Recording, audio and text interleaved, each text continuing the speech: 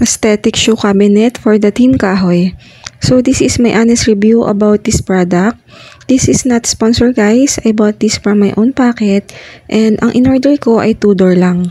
Pagka-deliver pa lang, pinabuksan ko na sa asawa ko para ma-check na din namin agad.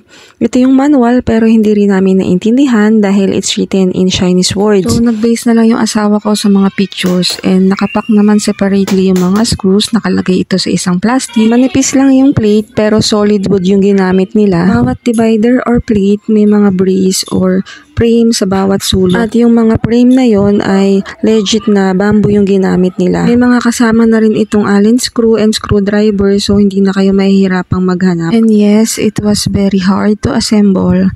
And hindi rin naman kami nag-away ng asawa ko habang nag-assemble kami nito. Char! If hindi nyo masundan yung Chinese word na manual, you can check naman sa YouTube. And finally, tinanggal na namin yung plastic na nakabalot sa pinto ng cabinet. I suggest na sa una pa lang bago nyo ikabit yung door, ay tanggalin nyo na sa labas ng bahay yung plastic.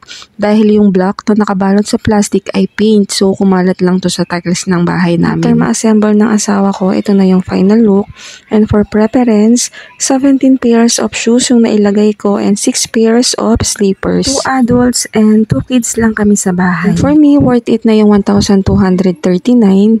And my favorite thing about this cabinet, though, this is foldable door that provides enough ventilation para hindi amoy kulob yung loob. For me, it's practical and functional. Also adds a beautiful vibe, rattan touch that complements home's vibe.